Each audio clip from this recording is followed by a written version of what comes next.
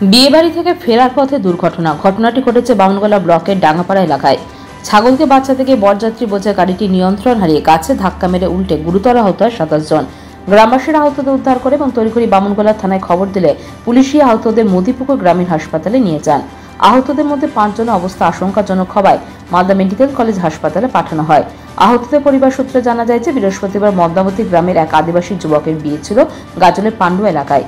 বিয়ে করে ফেরার পথে বামনগোলা থানা ডাঙ্গাপাড়া গ্রামে ওই বরযাত্রী বোঝাই গাড়িটি দুর্ঘটনার কবলে পড়ে।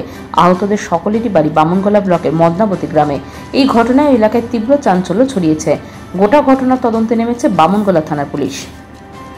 গতকাল রাত্রিতে মদনাবতী থেকে গাজল পান্ডুয়াতে বিয়ে করতে যায়। বিয়ে তো হবার আজকে আসার সময় বামনগোলা পার হয়ে ডাঙ্গাপাড়া ওখানে ছাগলকে বাঁচাতে যায় এই ঘটনা ঘটে।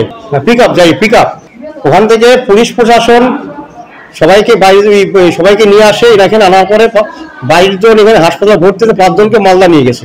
এদের বাড়ি মদনাবতী ছিল। এদের পরিবার কিছু জানা গেছে, আর 2-4 জনকে বলছে যে পাওয়া যাচ্ছে না। এই যদি শুনতেছি এই ঘটনাটা কখন ঘটে? গত আজকেই বেলা 10টায় ঘটে। বা এই মোট হয়েছে 27 জন, তারপরে 22 জন এই বামনগোলা গ্রামীণ হাসপাতালে ভর্তি আছে, আর 5 জন মালদা নিয়ে গেছে। 5 জনকে পাথর ছাড়াই প্রতিকার সম্ভব। মালদার প্রাচীনতম ভৃগু বংশ জ্যোতিষী পণ্ডিত এস শাস্ত্রী।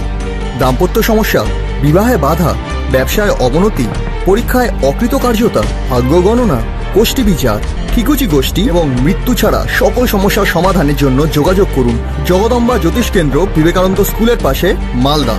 মোবাইল 09733027832 অথবা 09332056956।